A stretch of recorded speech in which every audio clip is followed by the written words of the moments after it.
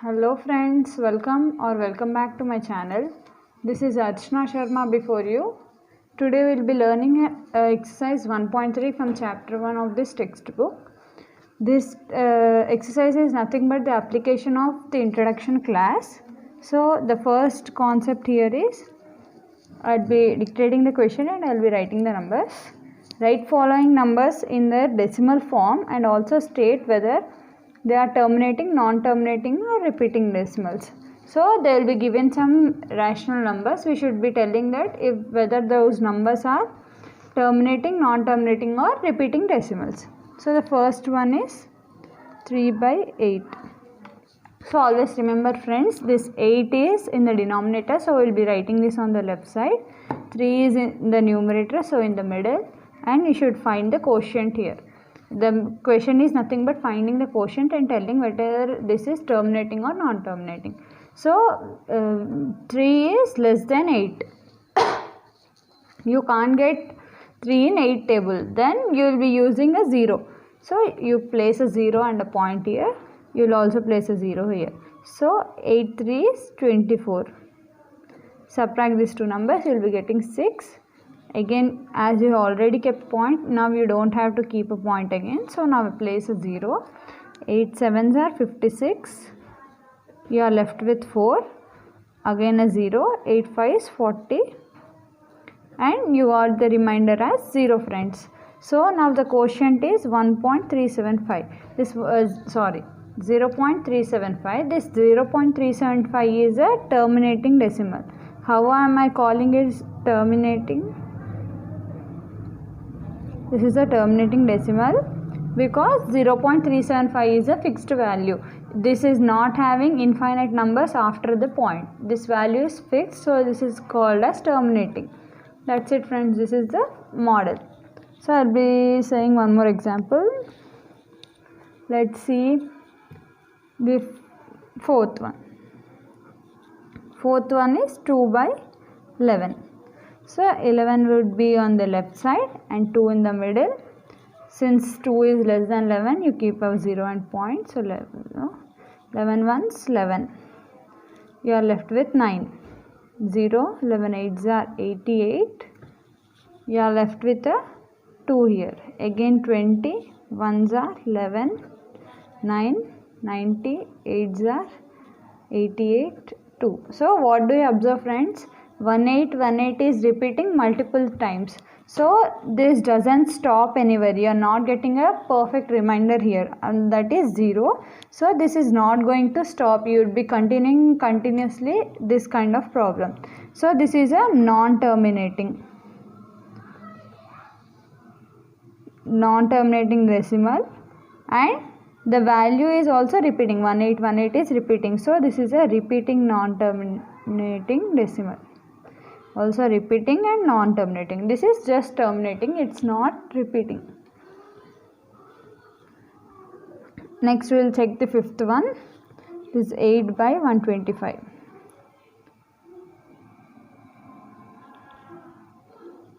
So 125, 8 is smaller, so place a 0. 80 is also smaller, so place a 0 and a point. You will be getting 800. 125 6 would be 750. You would be left with a 50 here. Again place a 0. 125 4s 500 friends. So you are left with a remainder. This is terminating because you got a perfect answer and you also got a remainder as 0. So this is terminating. So one of the problems model is here. The third one is 4 1/5. For this problem you shouldn't worry friends. Just the thing is you should multiply 5 into 4, then add the 1. So this is 5 into 4 plus 1/5. It's 5 for 21/5. So now you find the value for this and decide whether it's terminating or non-terminating. If you don't understand, please refer the notes again. So I hope you understood this. Now coming to the second bit. The second bit is doing the same thing but without using a division. Here we did a division method. Here we did proper division and we found out that whether this is terminating or non-terminating. But now you shouldn't perform the division and find out those values.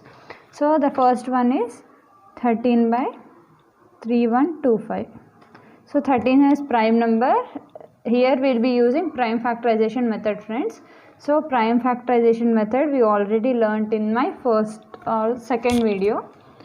So 3125, how do you find the prime factor? What are the factors of 3125? Just use an LCM. So this is in 5 table. 5 6 30, 2s are 10 and 5s are 25. 5 125 are 625 and 5 25 is 125 and 5 5 is 25. So you can use this method for finding the factors. So you are getting 5 times 5 into 5 into 5 into 5 into 5. So it's nothing but 13 by 5 power 5. Always remember, I'll say a simple trick to you. If you have either 5 power something, that is we can take m, or 2 power n, or both, that is 5 power m and 2 power n, then you can call it as terminating decimal. I'll tell the reason why I'm calling this as terminating, because I already explained you that only there are two numbers in the process where you will be getting a 0. So 5 into 2 is 10, which is ending with 0. Whenever you have 0 here, you can convert it into the decimal. Like suppose I have 21 by 100, I can write this as 0.21. 0.21. So first I should have zeros in my denominator, then only I can write this in the form of 0.21. So I am just using these powers. If I have both the powers or one of the power, I can call that as terminating, else that is non-terminating. So I'll give one more example. The second one is, this is the first bit in second problem and this is second bit, 11 by 21. So this is 11 is also a prime number and 21 is, sorry, this question is 11 by 12, not 21. 4 into 3, so 2 into 2 into 3. This is 11 by 2 square into 3. You have 2, you don't have 5, it's okay, but you have 2 and you have a 2, along with 2 you also have a 3. So such kind of numbers are non-terminating. Means along with 2 or 3, if you have some other number, they are non-terminating as well as repeating. So simply, when are they non-terminating? I'll give you one more example. The fifth one says this, 29 by 343. So 29 is prime and 343 is 7 cube to 7. So here you have 7 cube in the denominator. Whenever you have such thing, you don't have 2 or 5 here. So these are non-terminating. They are not repeating, but they are just non-terminating. I hope you understood this very well. There are 3 models. If you have both 2 and 5 or either 5 or 2, they are called as terminating. If you have either 5 or 2, along with 5 or 2 you have some other number, then it is non-terminating and repeating. If you do not have 5 or 2, then this is non-terminating. You should remember these 3 points to solve such problems.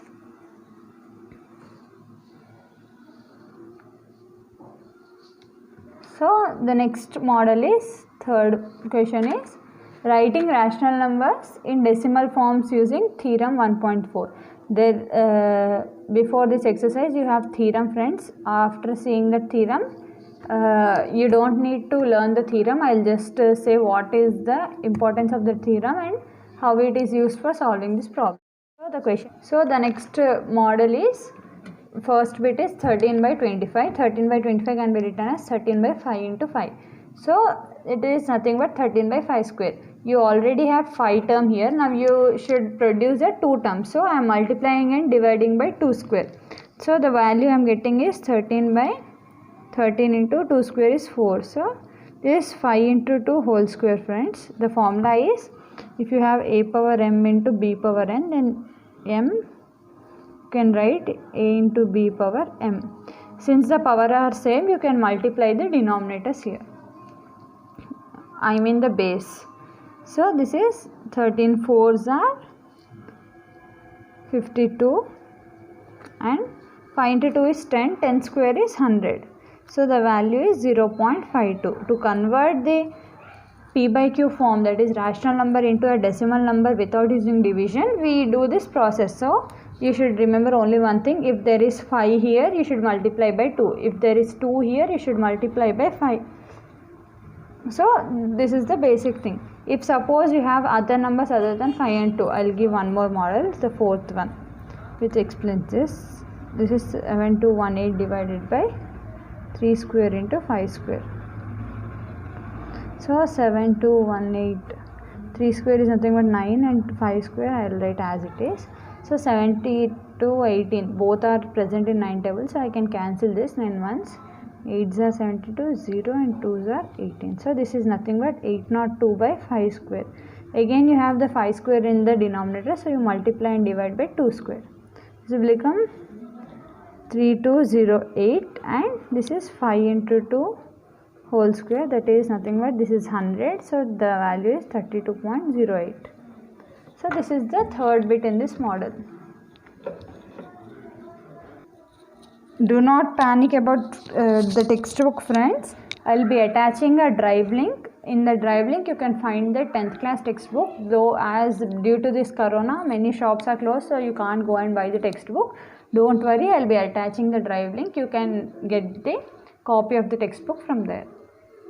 So coming to the fourth bit, in this kind of problem he asked us express following decimals in the form of P by Q and write prime factors of Q. What do you observe? We would be given a decimal number. You should write that in the form of P by Q, that is in the form of a rational number, and you should observe the denominator and you should conclude something from that. So I will explain two problems from here, and other two you try, and if you have any doubts please write in the comment box. So I will be explaining the second one. The first is easy, you can try it yourself. In the second one it's 0.12012001. So always remember, friends, after point whatever the value is, write as it is, 120, 120 and 1. So that becomes our numerator. Then after point count how many digits are there, 1 2 3 4 5 6 7. So we have 7 digits after a point, so I will write that as 10 power 7. Now this is nothing but this thing, so I already wrote this. Now again 120, 1201. 10 can be written as 2 into 5. This is whole power 7. This is nothing but 120, 1201 by 2 power 7 into 5 power 7. This is from this formula, friends. I already said you this formula, remember this. This is the reverse thing from this. So now after observing, this is the Q, this is P and this is Q, this is in the form of P by Q. So what we observed in the Q, 2 and 5 are the factors. These two are prime factors of this, hence this number would be a rational number having prime factors as 2 and 5. That's it, friends. This is other model. I will explain one more model. You will get clarity on this topic. The third one, this is 43.12 bar. Bar is nothing but that number would be repeating multiple times, 1 2 1 2 1 2. We don't know, so we will write so on. These kinds of problems you should assume that we should take let x is equal to 43.12, which is already given. These are so many 1-2s, we don't know how many. So this is first equation. I will multiply both sides with 100. I am doing this to eliminate the point with 100. So what does this become? 100x is equal to 100 into 43.1212. I will stop it here because I can't write so many 1-2s. You can take 4 1-2s, it's enough. So this will become 4312.12. This is 100x. Now I will be subtracting. I'll assume this as 2. So subtract 2 from 1. Sorry, 1 from 2. So I'll take 2. 100x is equal to 43.2.12, and I'll take the first one is equal to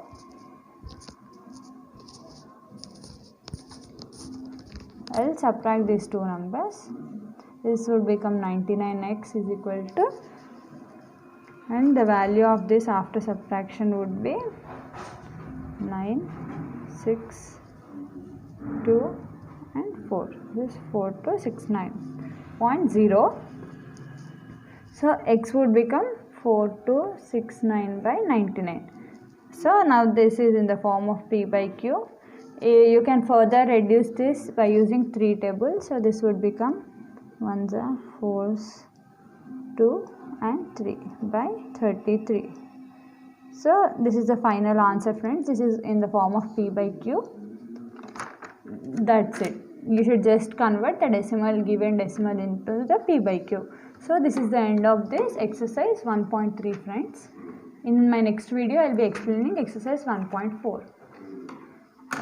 So this is for this video, friends. I will be attaching the textbook. Please do refer it.